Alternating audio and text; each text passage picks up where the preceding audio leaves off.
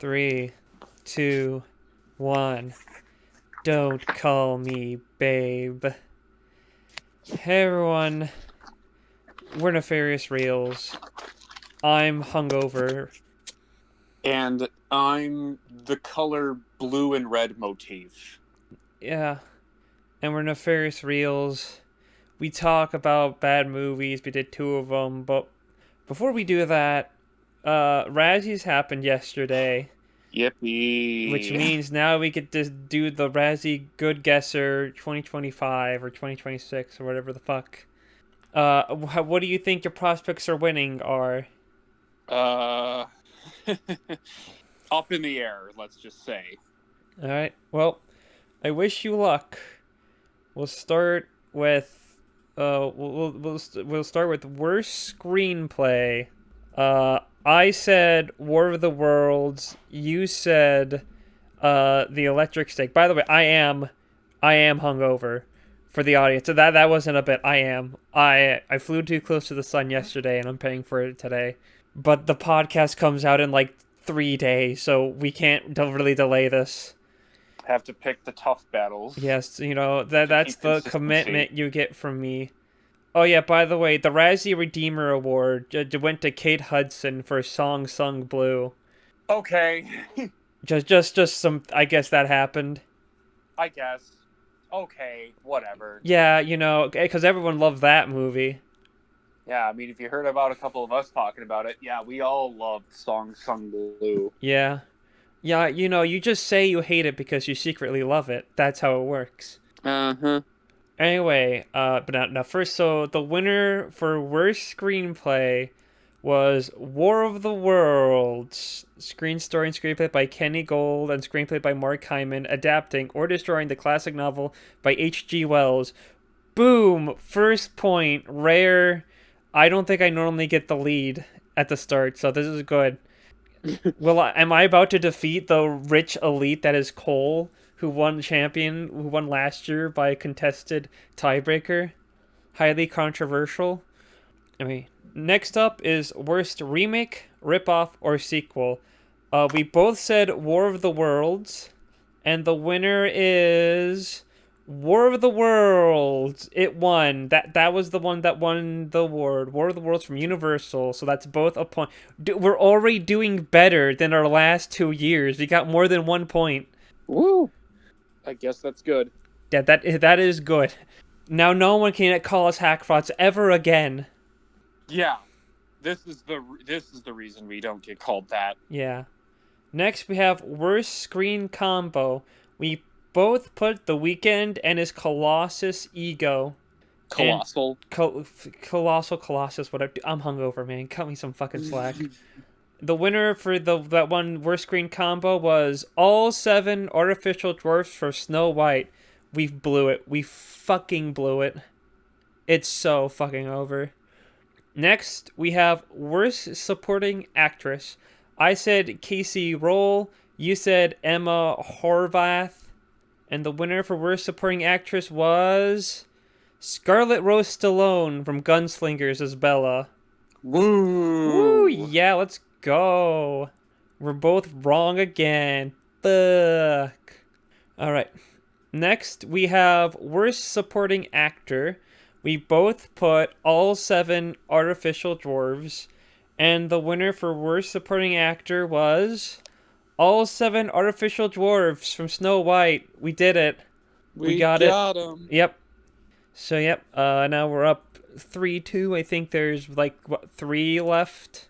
I think. Let me see. One. Yeah. 4. 4? Yeah, first director. There's 4 left. Yeah, actress, actor, Director leads, in the movie. Director, then picture. Right. Okay, next we have worst actress. I put Michelle Yeoh. You put Rebel Wilson. Oh, wait, no. I jumped ahead. Wait, no, I didn't. No, we are on worst actress. And the winner for that is Rebel Wilson from Bride Hard as Sam. So you've caught up to me. It's now 3-3. And there's 3 films left. Next, for worst actor, I picked Ice Cube, and you picked Jared Leto. And the winner for first actor was Ice Cube for War of the Worlds as Will Radford. I don't know why. Jared Leto is peaked. Did you not see Morbius? Oh, I thought you were gonna say, have you seen Tron Ares? I was like, no. Well, I But haven't no, seen I that have either. seen Morbius. All right, 2 left. Next, we have Worst Director. We both picked Rich Lee. And the winner for Worst Director is Rich Lee for War of the Worlds. Puts me at 5-4. We have 1 category left out of the 1, 2, 3, 4, 5, 6, 7, 8, 9. So you have to. So for Worst Picture, I picked War of the Worlds. You picked The Electric State. Nicole, for you to tie, you would have to get this right. That's the only way you can tie this up. In which then I don't know what the fuck we're gonna do because we don't have a guest here to break the tiebreaker. Damn it. Okay. So the winner for Worst Picture was War of the Worlds, Universal. This is epic. I won. I did it. I won. At least something's going my way. We did it. This is actually my personal best because I think I only got like 1 point maximum. No, maybe the first year I might have gotten more points. I don't remember, but this is definitely can't remember the count either. So yeah. Stop the count. Do not Stop the worry. vote. But yeah, fucking, I got 6 right, which is wild because I think I only saw like a couple films that were nominated last year. 6-4. That's actually pretty. That was actually a pretty close That's race. probably one of our higher scoring guesses of the Razzies, I think. Yeah, thank God the War of the Worlds existed. I think that was like most of my points.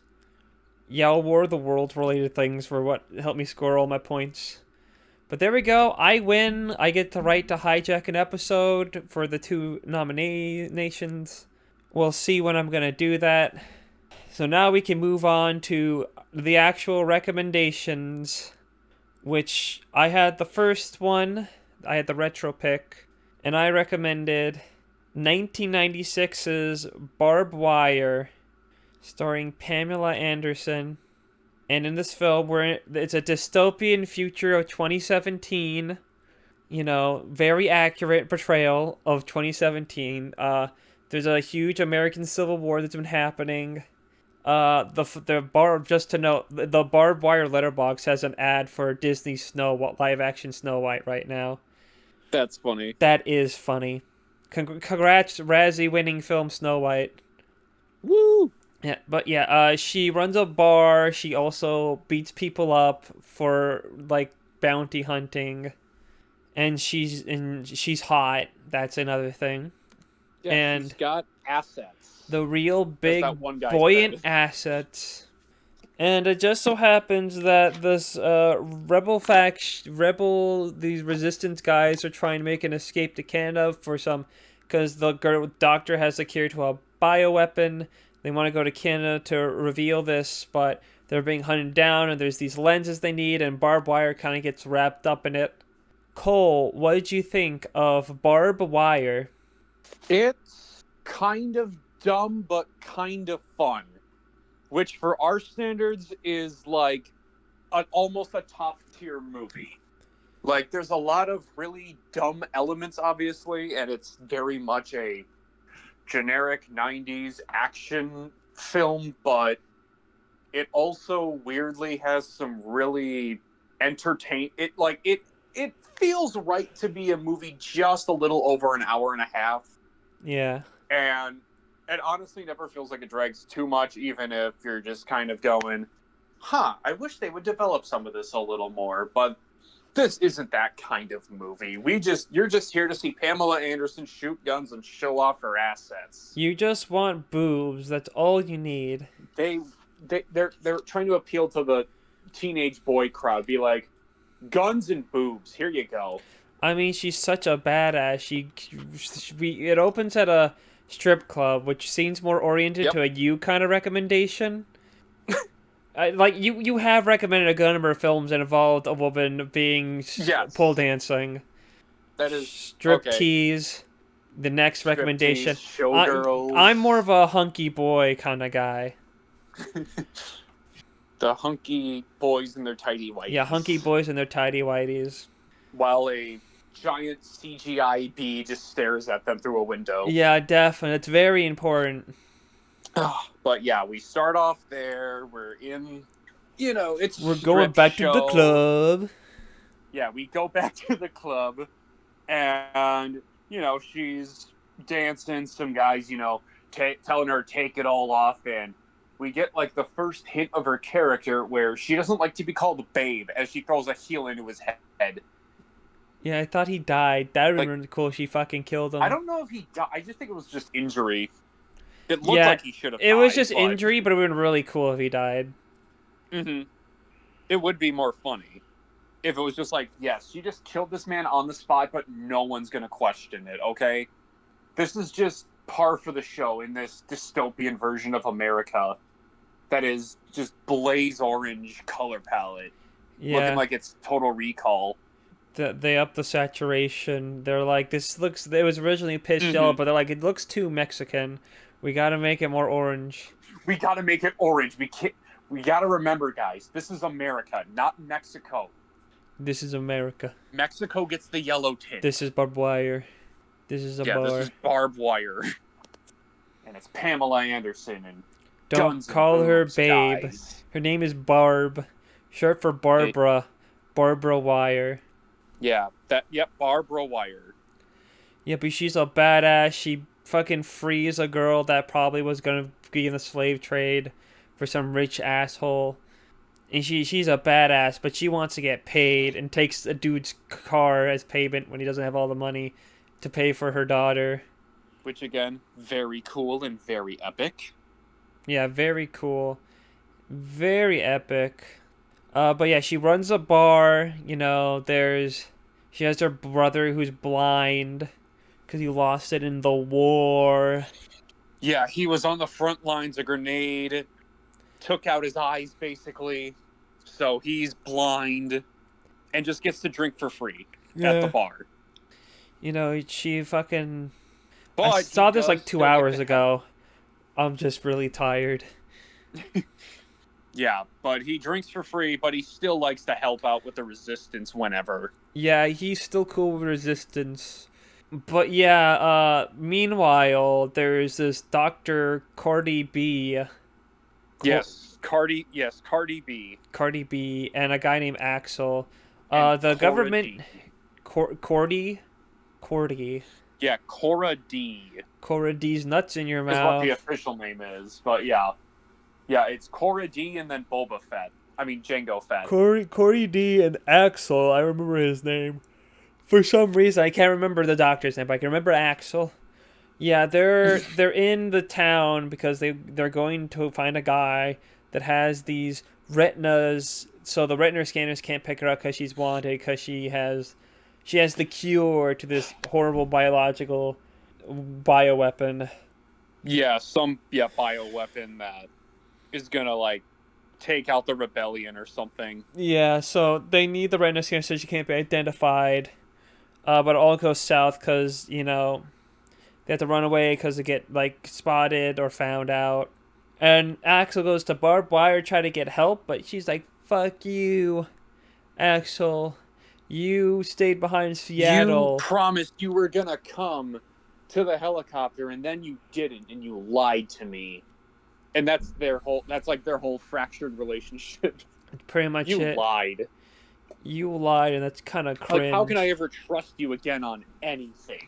Yeah, you suck, and I hate you. Boo on you. Yeah, but, they have to leave to see Spike, who's part of the resistance, to try to get some help. Meanwhile, turns out the guy had the retinas. Well, turned out Barb Wire got him and turned him in for a bounty to Clint fave Howard. Of the podcast, Clint Howard. Woo! Picking up the bounty for 10,000, but then she swindled him and coerced him into giving her 20,000 Canadian. Yeah, but that's fine because that dude's worth $1 million. Well, yeah. I mean, he's got the retinas, so yeah, he's got the. He's very important to either side. Yeah, well, Clint Howard decides to steal the retinas, but now he's basically a dead man walking, and he tries to Yep. barter with Barbara Wire to get some safe passage with the retinas. She says no, but he puts the retinas under the table in the kitchen before leaving. I guess because later on he goes to the head of the underworld to try to barter with them, but unfortunately, Clint Howard gets He killed. got murked by Meanwhile, the evil government guys show up to Barb Wire's bar at one point, and they're just like, "Hey, we want your services to help us find these this guys." guy And he's these like, retinas. "No, I'm not gonna do that." Oh, there's also He like, doesn't take any sides. oh, let's not forget Willis, the corrupt cop guy that likes Barbara Wire.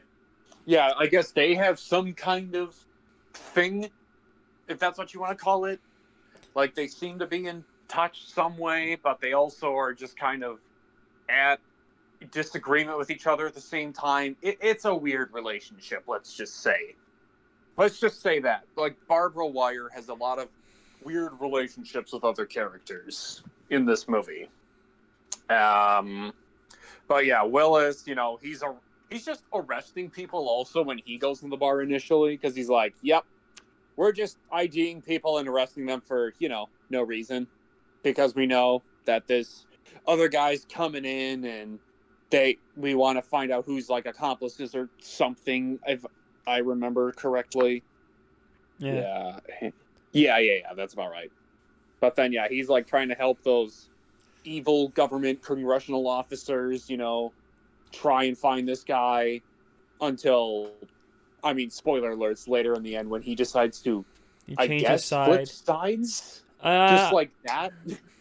I think he just mainly wanted to work with them. Like, he didn't think Barbara Wire would get involved, or Charlie would end up getting so involved and wanted by evil government people. And then he's just like, oh man, maybe I shouldn't be an asshole. He's like, no, I'm still gonna be an asshole, but I'm gonna be a good guy asshole. I'm gonna be a good asshole. The best kind. Yeah, so we got him. Can we talk about I know we're going to just be going around, but can we talk about my favorite character name in the entire movie, Big Fatso? Oh yeah, Big Fatso. That's the head of the underworld. Head of the underworld. He's basically just Fat Albert. Yeah, he's like Fat Albert and Jabba the Hutt mixed together. He's eating a turkey leg. He's like, nom. Barbara Wire. The legend herself.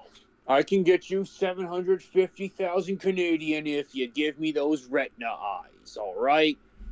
Yep. And I'm totally not going to double cross you. Definitely not. We're going to go... I'm a really respectable mob boss. Yeah, Barbed Wire kind of wants to sell the retinas so she can go to Paris with her brother so he can get eye retina surgery so he can see again. Stop being such a fucking bum. Yeah, stop being a loser. Stop complaining about that you can't see. Stop drinking me from under the table. Stop also scaring people. I don't know what you're doing there, Charlie, but stop also trying to converse with Axel because he left us. He abandoned us. He is cringe. And we don't interact with cringe people, Charlie. Yeah, he is what the kids would call not cool and giga cringe. All those things. Yeah. Yeah. Yeah. Yeah. Yeah. Yeah. Yeah. Like a lady in a mountain. But yeah, eventually Charlie hears about this and tries to convince Barb Wire to give it the retinas to the Resistance, and she's like, no. So he goes by himself to where the Resistance is at, but they all have been killed by the government people. And they torture Charlie for info, which he doesn't give, and he fucking dies. And that's when Barbara's like, fine, I guess I'll do the thing. I guess I'll help now. Get fine, in. I'll pick a side. If you insist. I guess. Whatever, but she teams up with Cora D and Axel, They try to get out of town before the plane, obviously, because she has the retinas, but has to make the stop to Big Fatso. Because she's going to Because they had the blow him deal. up. Yep. Funny blow up. Also, funny use of a briefcase with money in it, in quotations, because it's just a debit card. Yeah. It's And the it's like, what Batman the hell? credit I card. said cash. I had to work around that. I had to get this quick, so here it is.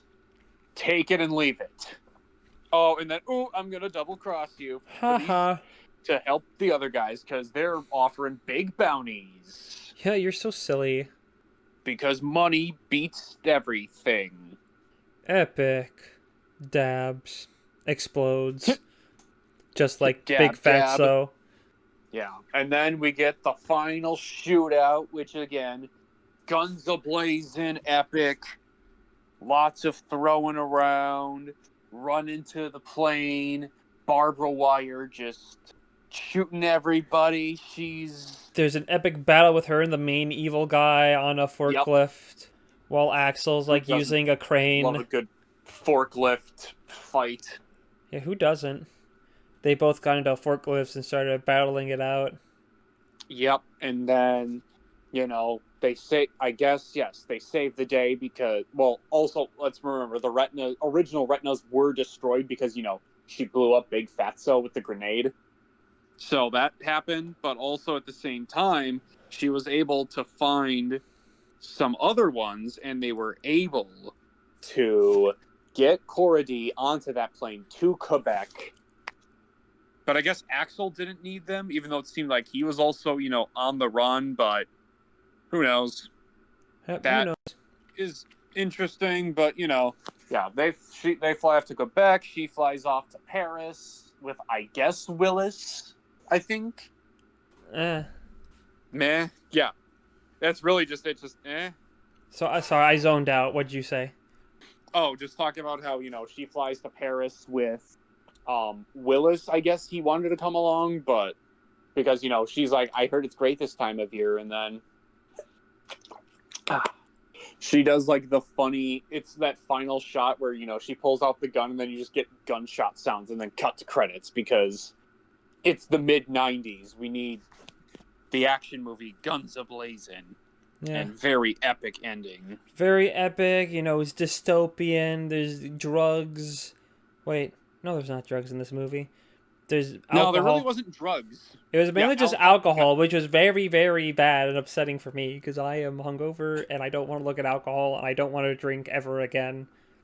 But yeah, Barbara is just like, Willis is just like, so what are you going to do now? And then she holds up the fucking Big Fatso credit card and is just like, I heard Paris is good this time of year. Yeah, the credit card's sponsored by Big Fatso. My favorite name for the big fat guy. Yeah, this Big Fatso credit card got some big fat credit on it. It's a thick-ass debit card, credit card. Extra thick. You have anything else you'd like to say about Barb Wire? Was Pamela Anderson hot in this film, yes or no? I mean, they definitely did make her hot, so it's like, I don't know how you can't say no, so...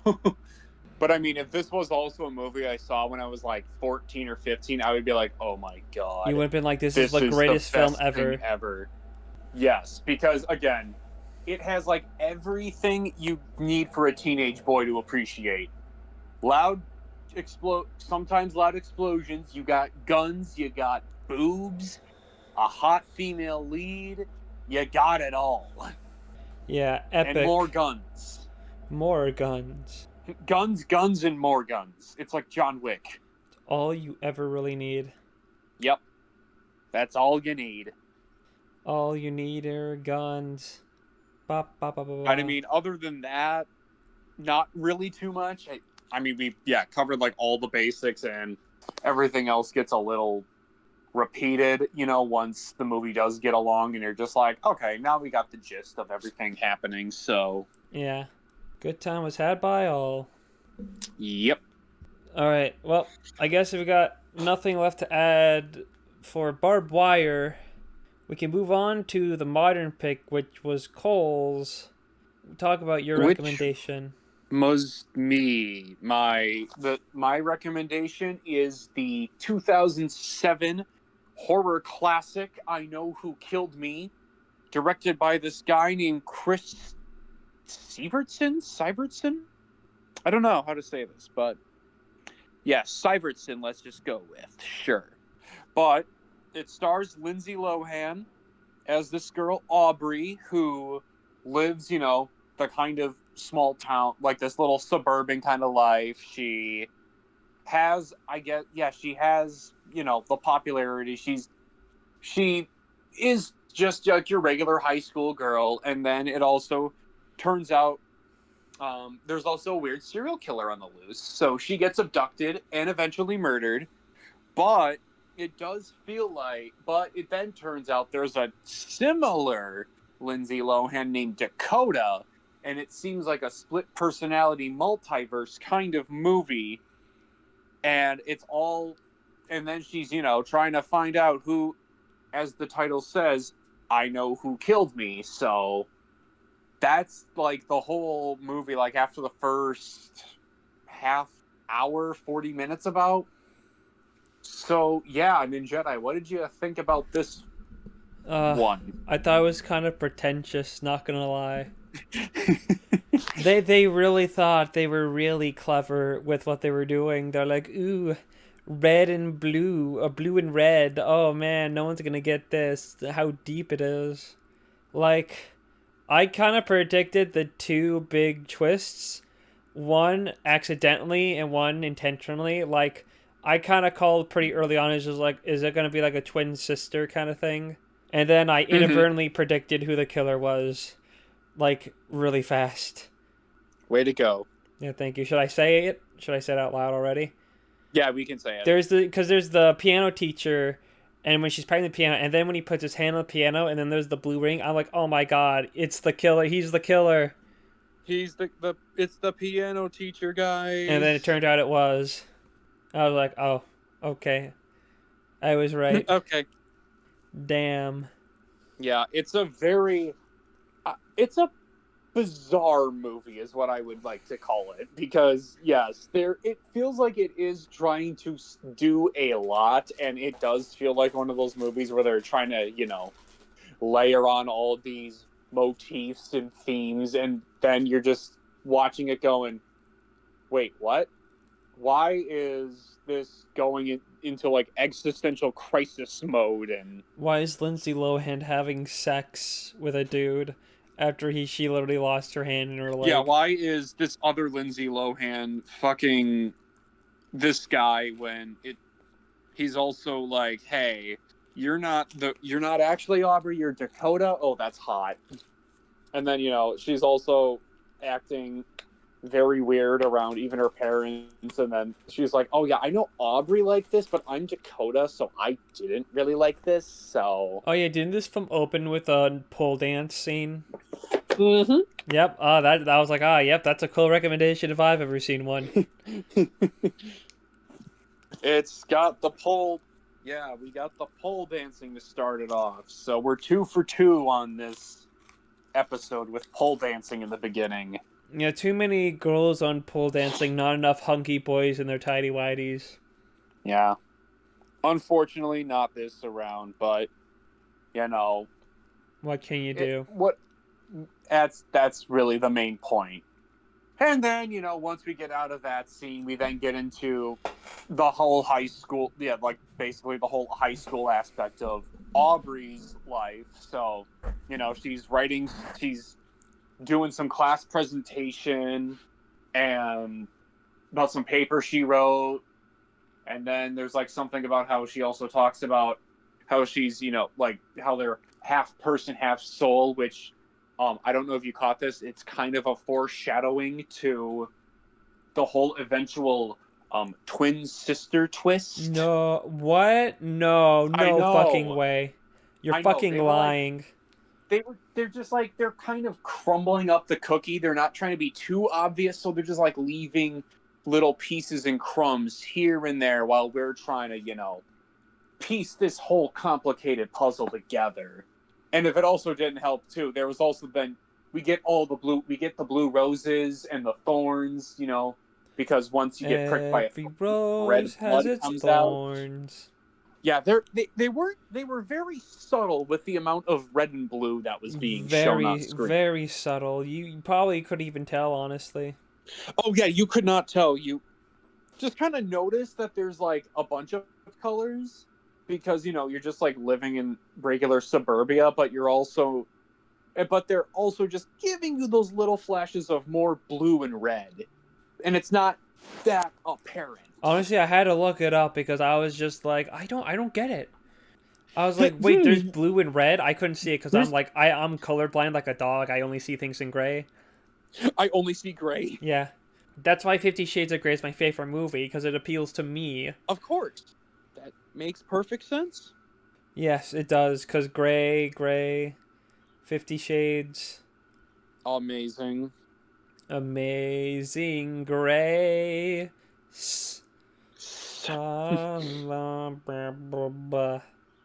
But yeah, she gets in a coma and then she wakes up and they're like, I don't know who you people are. What the fuck?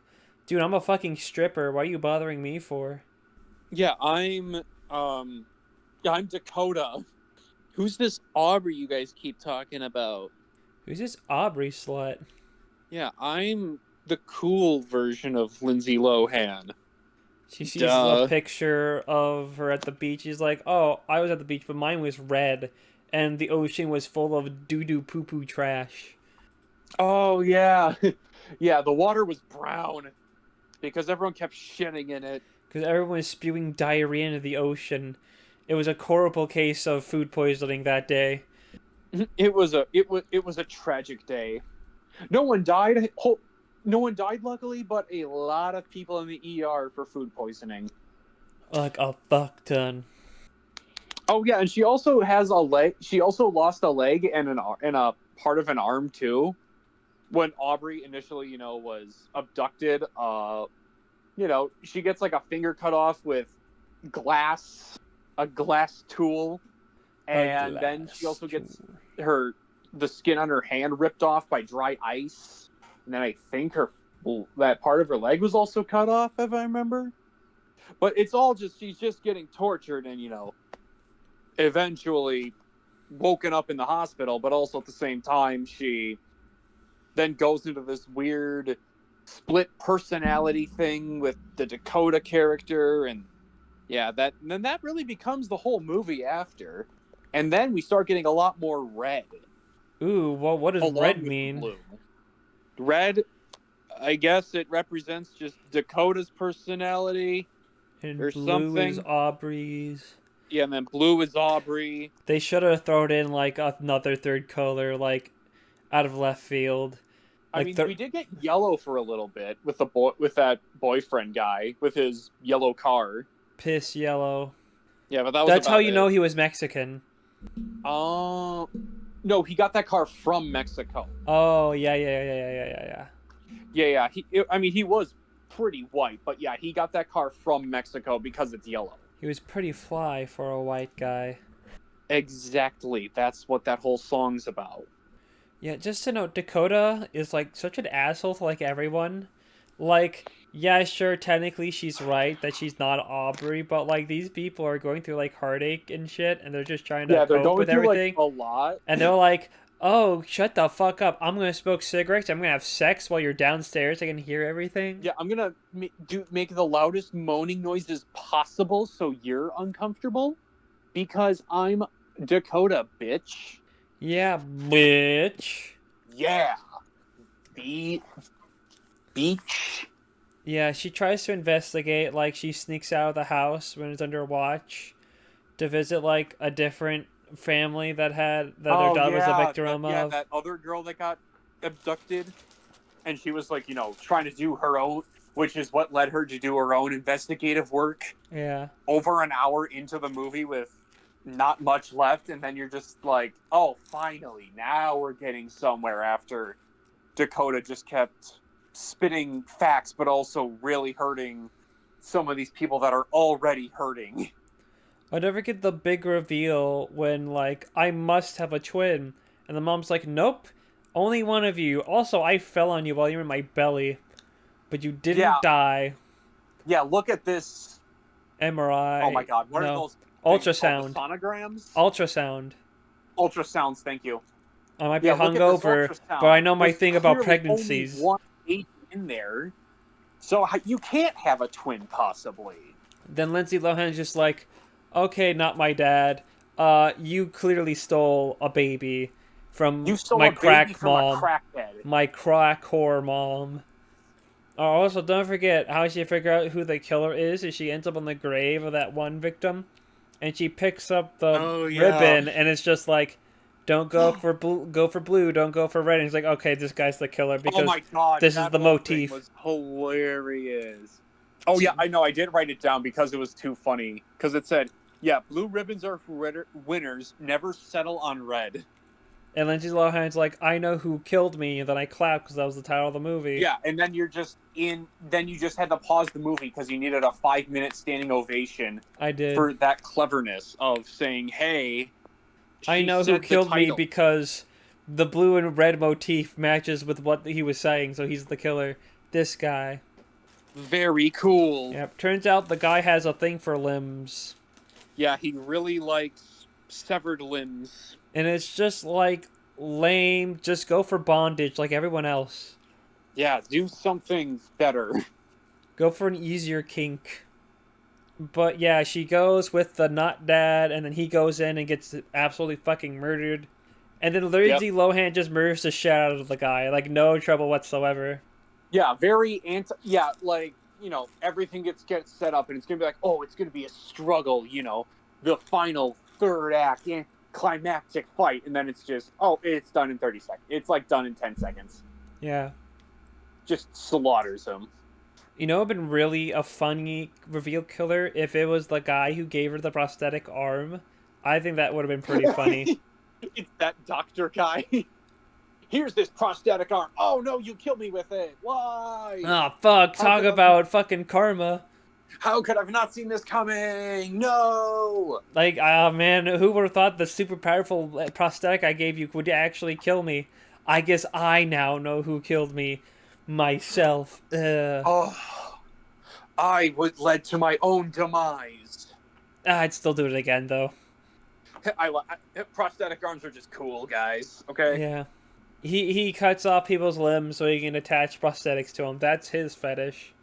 But after Lindsay Lohan successfully defeats the guy who killed her, she goes out to the graveyard, digs out her twin, and then digs punches her out, the glass. Crushes the top of the coffin, of the casket, that's made of glass. Yeah. Seems like a bit of a hazard, but okay.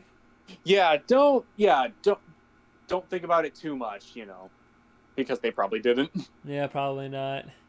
And, you know, freeze her twin, and then that's it. Yep. Then they just, you know, lie on the ground, and that is, I know who killed me.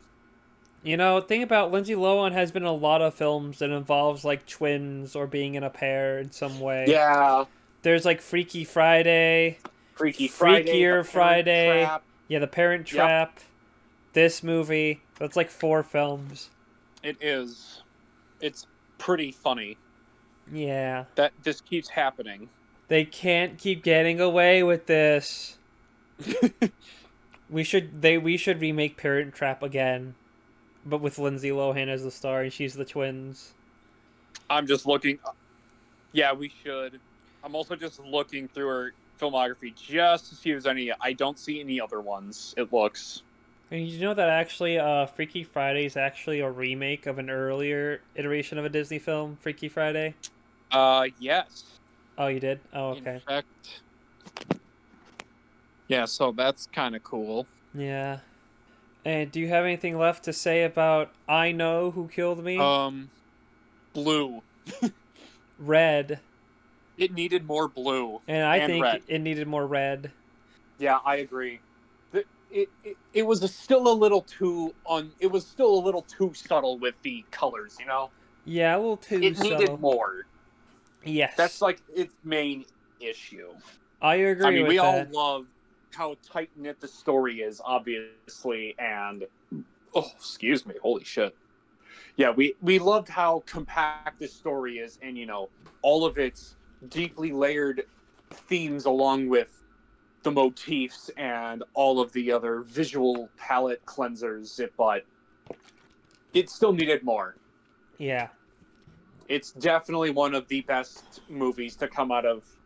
Sorry, not one of the best. It is one of the movies to come out of 2007. It was definitely one of them. It was. But if we got nothing left to say about I Know Who Killed Me.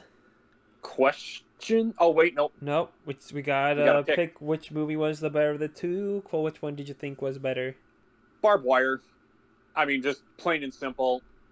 A lot more simple with its premise, with its plot. Just the story's at least more engaging and not as, trying to be so much more than it actually is, and it's not as, pretentious-like. Yeah. And plus, I mean, something about, 90s schlock always is kind of very fun to watch, so. Yeah, true that. All right. Which one are you picking? Oh, right. I have to pick mine. I'm also picking Barbed Wire, even if there was a lot of alcohol in the movie when I watched it, which did not feel good. I had it more. Just resembled some PTSD. Yeah, I had more fun watching Barbed Wire than I did. I Know Who Killed Me. And that's really all that matters, is that what I had more fun with. That is very true. Ugh. All right. So that's a clean sweep for me, actually. I won the Razzie Good Guesser this year, and I won the episode. I think this is the first time I've won a Razzie episode, actually. I think you've won all the other times.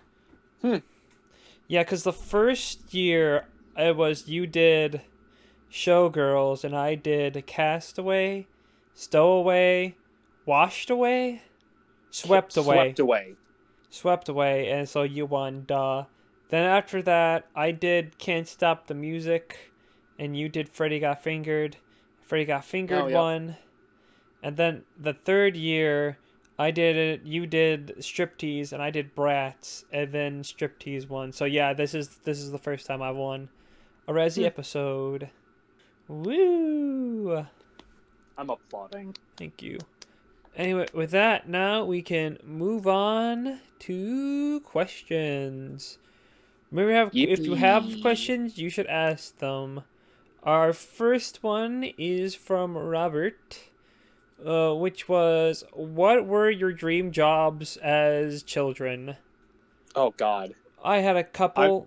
I think one that sticks out was probably my first one when I was really little. I said, and I quote, "When I grow up, I want to be a choo-choo train." Because you're a young, dumb little idiot baby. You don't realize you can't be a vehicle. Yep. But you don't know that yet. I mean, I don't know. Maybe with advancement in technologies, I can. Maybe. Then anything can happen. Yeah, you just gotta believe. Also, at one point, I wanted to be a pilot because flying sounded cool. And then later on, I wanted to be a plumber because Super Mario was a plumber. Mario Bros. Super Mario. Yeah, my dream jobs changed around a lot. Yeah, I think. Oh, what did I? Let's see. I mean, I kind of went the one basic one that every young boy wanted. It was a professional athlete of any kind, so that was one. Hot nerd. I know, very nerdy of me. I mean, that was the primary one, but then I was just as interest grew, then eventually it was seeing what my other friends were interested in, then I just kind of would gravitate to that. So at points I was ooh, I could do engineering or architecture, structure stuff, but never really obviously went that route. Initially I went to school for kinesia. It was, oh my God, what was my major first?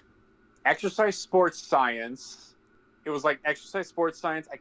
I think it was just that generically, but it was for athletic training and all that, just kind of working with people in that sense, in that realm, with like learning about like the anatomy and the body and all that. And then they switched over to business, specifically economics. So it was quite the turn, but still both of those interest me. So that's good. That's how it eventually led to, and now here we are. Now you're one of the big top 1% of the 1% elite. Yep. Yeah, I went to college for computer programming, but it didn't really work out, and I didn't really like it, so I ended up dropping out. And now I do a bad movie podcast. So who's the real winner here? Right. Well, yep. So next up, our last question is from Mattias. Favorite One Piece laughs? I don't remember any of the laughs off the top of my head. But I'd probably say Buggy probably has a banger laugh. Cat and Buggy D Clown. When are you gonna watch One Piece, Cole? I don't know. When are you gonna watch all over 1,000 episodes of the anime? That's so much. When are you gonna watch Ninjago? I always say you should watch Ninjago, and then you never do. You're like, I need to watch Chainsaw Man again. Get to it. I just have to finish up some other series for now. Honestly, Ninjago. Did I say that right? Ninjago? It's like Ninjago. I probably will put that at the front once I get through at least Rent a Girlfriend, because I'm just kind of waiting for what the then seasonal releases are, and then see if there's anything interesting in that. But then, because I like to do, I like to at least watch one of the seasonal ones, depending on what day of the week they release, and then a series that is just on my ever-growing watch list that I just want to get through. So, and I definitely need something to balance out the cringe that is Rent a Girlfriend. So I think that will be a perfect counter with Niche to do. Alright, good. Just keep me in the know. Yeah, and it's the one that's My Ordinary Life, right? That's the subtitle? Yeah. Okay. I just want to make sure I was on the right one. Yeah, and then after that, you can watch City, the animation, which is on Amazon Prime. Yeah, I think I have that one watch listed on there too. So, yeah, I've definitely been meaning to get around to that at some point. Yep, but that's... Oh man, something smells good. Or I'm just going crazy. One of the two. Yeah, one or the two. This is going to be a really short episode because we've only been recording for 55 minutes. That's what a hangover does to you. It makes you not want to talk a lot. Never drink, kids. You don't want to talk, and then we just kind of rush through all of the movies. But to be fair, you do have the Oscars you want to watch, and I have like 2 days to edit this. So honestly, the shorter the better. I'm not going to be upset. This is probably a blessing in disguise. Yeah, so. It's for the best. But now that's done, we can move on to recommendations. And since I had the retro pick last time, Cole, it is your turn to do the retro pick. All right. As you know, always, as I like to say, I always like to kind of, scroll through my watch list, see what I have that's interesting. And this was one that I watch listed, I don't know, maybe like a few months ago, primarily because of...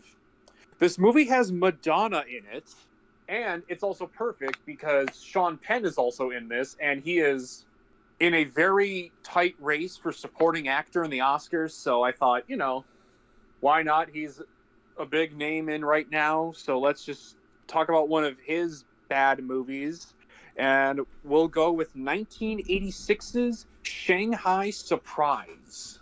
Shanghai Surprise? Mm-hmm. I hope he's doing Yellowface the whole movie. I will have to see if he does. Sean Penn in a role of a lifetime.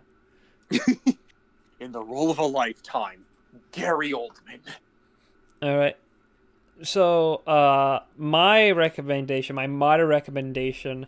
Remember way back when I recommended the Amazing Bulk, and I said I was only recommending it so I can put the Amazing Bulk bust I had on the Nefarious Reels display? Well, This is pretty much the same reasoning, because I've had this empty Fanta, Five Nights at Freddy's Fanta can for like I just put it on the Oh, shelf God damn it. for the longest time, but it's just like I should probably recommend something, so I have a real reason to have that on there. And I'm not recommending the Five Nights at Freddy's movies because they're bangers. But there is a knockoff film that I've had my eye on for a while that you have not seen, and it's not What? even on your watch list. Oh, So no. we're gonna do 2023's Freddy's Fridays. Oh, my God. They actually did a knockoff of Five Nights at Freddy's. Yeah, I considered doing like a trilogy thing, but you've already seen Willy's Wonderland, so I wasn't gonna give you that. So, if you don't want to be spoiled for Shanghai Surprise or Freddy's Fridays, how about checking out those movies in advance? Also, like and subscribe, that would be pretty cool. Ask us questions, that would be nice. Blue Sky account I don't use, you can follow that if you want. Also, first 5 episodes on Spotify, you can go there too. And you all have a good day and have a happy Morbius. Happy Morbius. Happy I Know Who Killed Me. Happy Barbed Wire. Yep. Happy Razzies. Yeah, happy Razzies. Happy Oscar Day. Yep. Uh, Happy Hangover. happy Blue and Red. Happy Boom. Happy Don't Drink, kids. Bye bye.